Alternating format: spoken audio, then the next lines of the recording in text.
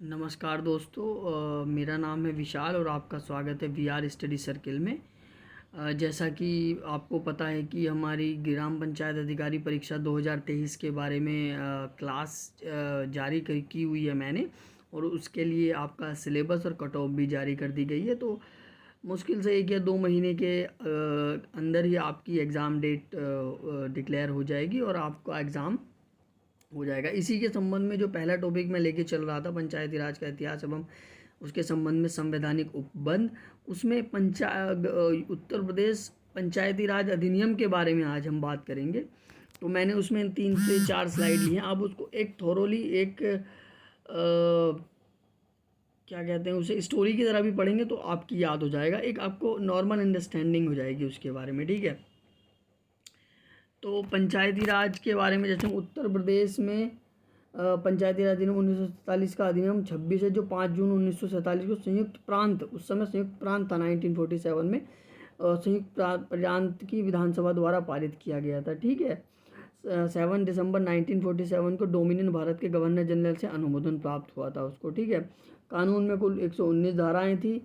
गाँवों के समग्र विकास को सुनिश्चित करने के लिए आर्टिकल 40, ये देखिए यहाँ पे था, आर्टिकल 40 था इसमें। ठीक है, ये आर्टिकल 40 था, संविधान में निहित था। और इसमें क्या था, पंचायती राज अधिनियम 1947 में एक ग्राम पंचायत को स्कूलों और अस्पतालों की नियुक्ति, रख रखाव, सुधार के लिए भुगतान, किसी भी कर या लेवी को इकट्ठा करने और राज्य को सौंपे गए खातों और अन्य कार्यों के लिए अधिकृत करता है। ठीक है, और ये पूरे उत्तर प्रदेश में प्रस्तावित होगा। ठीक है, और अब हम लेंगे अगली स्लाइड। इसके बाद हमारी स्लाइड है स्लाइड नंबर 5।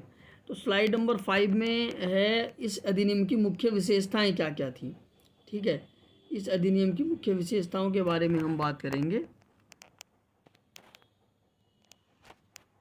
अधिनियम की मुख्य विशेषताएं क्या क्या थी। ग्राम सभा की स्थापना होनी चाहिए। ठीक है, ग्राम सभा की स्थापना, पहला ये ग्राम सभा यह पहल उस गांव या गांव समूह के विकास के लिए ग्राम सभा या ग्राम सभा की स्थापना का प्रावधान करती है, पहला नंबर। अधिनियम की धारा 2 ग्राम सभा को परिभाषित करती है, मतलब धारा के 3 के तहत एक निकाय जिसमें ग्राम पंचायत संबंधित चुनाव पंक्तियों में पंजीकृत लोग शामिल होंगे। जो भी चुनावी नामावली होती है तो ग्राम सभा में वो उसमें जो भी वोट के लिए उस चुनाव नामावली में जिसका नाम होगा वो ग्राम सभा में के सदस्य होंगे। ठीक है, उस ग्राम सभा में शामिल होंगे। इसी तरह प्रावधान में नाम से राज्य सरकार एक नाम मात्र नाम से ग्राम सभा, ग्राम या ग्राम समूह स्थापित करेगी। ग्राम सभा का गठन गांवों के समूह द्वारा किया जाएगा। अधिक आबादी वाले गांव का नाम ग्राम सभा कहा जाता था। ग्राम सभा की स्थापना उद्देश्य किसी ग्राम में ग्राम सभा का विकास करना था, मतलब उसके विकास से संबंधित थी ग्राम सभा। इसके कार्य का है सामाजिक कल्याण कार्यक्रमों के लिए स्वयंसेवक जुटाना, दान देना, समुदाय आधारित विकास कार्यक्रमों में लाभार्थी की पहचान करना, गाँवों के विकास कार्यक्रम को सहायता प्रदान करना। ठीक है, इस तरह से ये इसकी ग्राम सभा की स्थापना से संबंधित फैक्ट हैं। अब नेक्स्ट देखेंगे ग्राम पंचायत की स्थापना। कानूनी ग्राम पंचायत की स्थापना का प्रावधान करता है। ठीक है, इसमें आप पूरा पढ़ लेना। पूरे पंचायत क्षेत्र में स्थित होती है जिसका पंचायत क्षेत्र नाम रखा गया है। जब तक प्रधान ग्राम पंचायत के कम से कम 2 सदस्य निर्वाचित नहीं होते तब तक ग्राम पंचायत के गठन की घोषणा नहीं की जाएगी। और इसमें कुछ कार्य निर्धारित थे। कृषि को विकास करना, मैदान चारागाहों का विकास करना, भूमि विकास की सहायता करना, लघु सिंचाई परियोजना करना, डेयरी मुर्गी पालन को बढ़ावा देना, घाटियों में मत्स्य पालन का निर्माण करना। ठीक है, ये आप आराम से पॉज करके इसको पढ़ लेना, वो आपको एक अंडरस्टैंडिंग 1-2 बार जब पढ़ेंगे हो जाएगी। ठीक है, नेक्स्ट होगा पंचायत की अवधि कितनी होनी चाहिए। 5 वर्ष है, आप सभी को पता है पंचायत की अवधि यहाँ पे दी हुई है 5 वर्ष है। अब इसके तहत निरस्त भी किया जा सकता है। ग्राम पंचायत निर्माण के चुनाव को अंतिम रूप दिया जाएगा 5 वर्ष की अवधि समाप्त होने से पहले। इसके विघटन की तारीख से, अगर विघटन हो जाता है इसके 2 से सदस्य यदि इसके अविश्वास प्रस्ताव ले आते हैं तो विघटन भी कर सकते हैं। उप प्रधान वगैरह मिल करके, जो वार्ड मेंबर मिल करके अविश्वास प्रस्ताव कर सकते हैं। तो वो अगर कोई प्रधान को हटा दिया गया है तो 6 माह के भीतर दोबारा चुनाव होना चाहिए। यदि वो 6 माह पहला प्रधान रहा है तो अगले 4.5 साल के लिए नया प्रधान जो चुनाव हो जाएगा वो अगले 4.5 साल के लिए रहेगा, ना कि 5 साल के लिए। जहाँ ग्राम पंचायत अपने कार्य की समाप्ति से बिताया गया शेष समय ग्राम पंचायत के शेष समय के लिए ही जारी रहेगा, यदि ये कंडीशन है। ठीक है। अब प्रधान कार्यालय का कानून ग्राम पंचायत के प्रधान कार्यालय को इसका अध्यक्ष बनाने का प्रावधान करती है। ग्राम पंचायत के प्रधान का चयन पंचायत चेयर की नियमित पंजीकृत व्यक्तियों द्वारा किया जाएगा, जो उसके चुनाव होते हैं। ठीक है। प्रत्यक्ष और गोपनीय पद्धति द्वारा 2 सदस्य कम से कम राज्य सरकार के द्वारा अधिकारी द्वारा भी नामांकित किए जा सकते हैं। एक प्रकाश प्रशासक होगा इसमें। ठीक है। सैफुद्दीन एडीजे बनाम में तर्क दिया गया था कि प्रधान के चुनाव पर इस आधार पर सवाल उठाया जा सकता है कि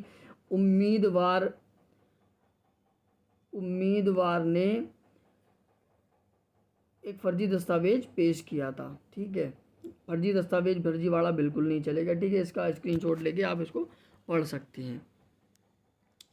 अब हम बात करेंगे नेक्स्ट स्लाइड। प्रधान और ग्राम पंचायत के अन्य सदस्यों को निर्धारित समान लाभ प्राप्त होंगे। अनुसूचित जनजाति और पिछड़े वर्ग के लिए आरक्षण भी दिया गया है, उसका प्रावधान किया गया। चक्रानुक्रम पद्धति है, यानी कि एक समय के उपरांत अलग अलग सीटें होंगी, रिजर्वेशन वगैरह की सीटें होंगी, SC ST OBC। ठीक है। फिर जनरल कैटेगरी के होंगे। महिलाओं के आरक्षण किया गया 1/3 यानी 33% महिलाओं के लिए यहाँ पर आरक्षण का प्रावधान किया गया है। कितने? 33%। ठीक है। 1/3 जिसे हम कह सकते हैं। ओके। तो ये कुछ इम्पोर्टेंट मैं आपके लिए लेके आया था। ठीक है। इन सब का आप आराम से स्क्रीनशॉट ले लेना, आराम से पढ़ लेना, आपका क्लियर हो जाएगा। Thank you so much video देखने के। चैनल पे नए हो प्लीज़ सब्सक्राइब जरूर कर देना, और जो भी बच्चे तैयारी कर रहे हैं आपके दोस्त आसपास में उनको शेयर जरूर कर देना, कहीं ना कहीं उनको हेल्प जरूर करेगा।